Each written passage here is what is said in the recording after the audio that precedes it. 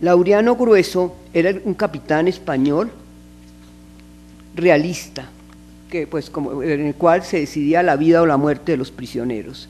La tercera referencia tiene lugar cuando Espinosa se encuentra fugitivo de paso por Timaná hacia 1817 y se sostenía pintando cuadros de San Emigdio porque ya había muchos temblores y caricaturas dice, con eso y con algunas caricaturas que hice del Tinterillo del Pueblo y otros personajes poco queridos allí, así como de los jefes españoles como el Corcovado Zavala, los cuales solo eran vistas por los patriotas y yo se las vendía con mucha reserva. Logré reunir algunos reales con los que pude vivir modestamente. Espinosa actúa aquí como un profesional, está vendiendo las caricaturas. Eso es una persona que conoce que su oficio tiene un valor. En esa época azarosa de la independencia y la reconquista española. La cuarta referencia es muy tardía y él está en la plaza y va a cobrar su estipendio de haber sido soldado de la patria y los ponen a hacer filas y nunca les pagan, porque cuando llegan los soldados, los que habían servido a la patria, ya todo el mundo había salido con la plata, los negociantes bogotanos, todo el mundo se había ido con la plata y les decían, ya no hay, se acabó. Entonces hizo una caricatura de eso que está desaparecida. Entonces, pero a mí lo que me parece es que él, al contar esto, está contando parte de la historia de la caricatura. Además de reconocer a Espinosa en el Museo Nacional, se debe añadir que en esa década de 1970 se publicaron dos obras fundamentales sobre caricaturistas. En 1972, la biografía de Alberto Urdaneta, escrita por Pilar Moreno de Ángel, que era una gran coleccionista, era una bibliófila a quien conocí en el museo porque pertenecía al Comité de Historia. En 1975 salió a la luz El Zancudo, la historia de la caricatura política en Colombia de Germán Arciniegas. La primera es una obra llena de documentos que aclara la situación política y social de Urdaneta. Pues Pilar era historiadora y se colocó con todos los documentos, los colocó en el libro, y el segundo es el resultado de un descubrimiento que hace Germán Arciniegas. Germán Arciniegas le gustaba descubrir artistas. Acuérdense que descubrió a Franklin cuando él llega como de 17 años con un poco de dibujitos, un álbum, estaba en el colegio y dice, usted es un gran artista. Entonces, él le gustaba hacer descubrimientos. Entonces encuentra ese caricaturista que es bumangués, Alfredo Greñas, y con algunos testimonios se pone en contacto con la familia en Costa Rica. Pues él se había dado cuenta que a Greñas creo que le dieron como la Cruz de Boyacá, algo, Alberto Lleras le dio antecitos, como al año antes de morir, le da una condecoración aquí en Colombia, y él no viene, pero se lo llevan allá a Costa Rica, y entonces él encuentra testimonios interesantes, pero reproduce un poco de grabados que tienen un carácter visual, porque eso que llame eso historia de la caricatura política en Colombia es una mentira. Pues hizo puso un Espinosa, puso otro, pero realmente es un álbum, no es una historia. Es un álbum del que muchas personas nos servimos, pero no es una historia. En realidad es una sucesión de imágenes, algunas veces con unos títulos equivocados, hay errores. El interés de este libro, esta segunda parte del libro, bueno, es primero abrió una ruta para aproximarse a Greñas. Antes de él nadie había hablado de Greñas. Y en segundo lugar, resulta de actualidad que muchos de esos caricaturas están desaparecidas. ¿Quién se las llevó? ¿De dónde las sacaron? ¿Dónde están estas? Aquí en la Luis Ángel está el Fígaro. Y le faltan estas tres caricaturas. ¿Dónde están? ¿Qué se hicieron estas caricaturas contra Núñez y a favor del presidente que lo sucede?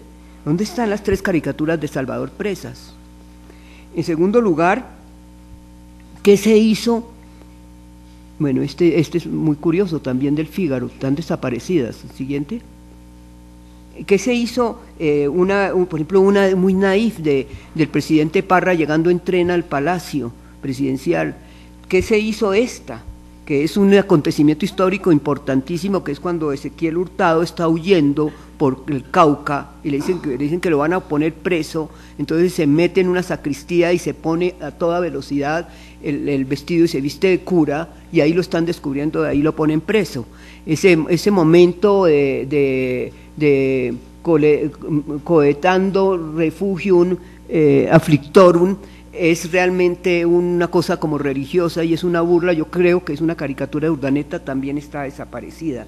Entonces, con lo que me parece curioso dentro de la historia de la caricatura es que muchas caricaturas que uno aprendió a ver están desaparecidas. Segundo. Acá, ya. No, este todavía no es, devuélvete, es que no hay realizaciones. Bueno, al llegar a la presidencia de la República, Belisario Betancur ordenó reemplazar todo el equipo de Colcultura, desde la directora hasta las personas que estaban en los museos. Entonces salió Emma Araujo y salimos todos los que terminamos nuestras funciones. Yo trabajaba en el Departamento de Educación del Museo de Arte Moderno por esa época también, desde 1970, y había establecido una escuela de guías. En 1983 me retiré de esa institución y después de haber estado 13 años ahí, y fui llamada a la recién establecida Sugerencia Cultural del Banco de la República para organizar exposiciones por las regiones, exposiciones itinerantes. Ese momento, pues yo decía, yo soy pintora, yo no quiero seguir en esto de los museos. Sin embargo, me animaron que podía hacer una labor en las regiones y me pareció interesante. Entonces tuve la oportunidad de proponer investigaciones y exposiciones, entre ellas hice 2 curadurías simultáneas en 1985 con motivo del Congreso de Americanistas. La primera se llamaba América, una confrontación de miradas, con la obra de Ramón Torres Méndez y el diplomático británico Edward Mark, y la segunda se llamaba América, mirada interior, y eran Reverón, Figar y Santa María. Exposiciones fueron muy comentadas y tuvieron gran éxito, y allá me vi con Ángel Kallenberg, que lo habíamos traído para que curara la parte de Figar y de la exposición. Entonces ya en ese momento ya se me acercó, y después de ver lo de Torres Méndez me dijo: ¿y por qué no hacemos la historia de la caricatura de América Latina? A mí me quedó sonando eso no se ha hecho. Quiero decir que ese proyecto fue una ilusión de él, y empezó él a trabajar, tenía una gran imaginación, Ángel Kallenberg. Bueno, en ese momento hubo un cambio en la sugerencia, estaba Juan Manuel Ospina y lo sucedió Darío Jaramillo, y él me llamó para ver a sus colaboradores, de los que estaban con Juan Manuel, y dijo: de todo lo que ha hecho usted, no me interesa esas exposiciones grandes como Reverón Figar, eso no me interesa nada, lo único interesante de usted es la historia de la caricatura en Colombia. Pues yo estaba ya condenada a hacer la historia de la caricatura en Colombia. Entonces, con su apoyo, entonces me dio una oficina, me puso un asistente, o sea, bastante formalidad.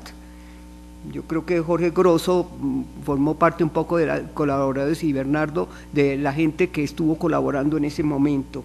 Una oficina con asistente y con vinculación con las sucursales, siguiendo el modelo que yo había creado en el Museo de Arte Moderno, que había hecho una escuela de guías. Dije: voy a hacer una escuela de investigadores de caricatura. La mayoría provenían no de arte, sino de la Facultad de Comunicaciones de la Universidad Externado de Colombia, y el resto eran guías que nos habían acompañado en el Museo de Arte Moderno. En 1985 se inició la fecha de inicio del proyecto de Historia de la Caricatura en Colombia. Quienes creímos y trabajamos en el programa por espacio de 5 años, no nos dimos cuenta del cambio que estaba sufriendo la caricatura tradicional y cómo estaba difundiéndose algo que se llamó, y que no entendíamos, que se llamaba dibujo de humor. Los jóvenes caricaturistas no querían oír hablar de caricatura, ni de Rendón, ni de nadie. Nosotros, los del proyecto, que estábamos metidos dentro del banco, sin pensarlo, estábamos haciendo historia. Al iniciarse el proyecto teníamos muchas dudas, porque estábamos pisando un terreno inexplorado en Colombia.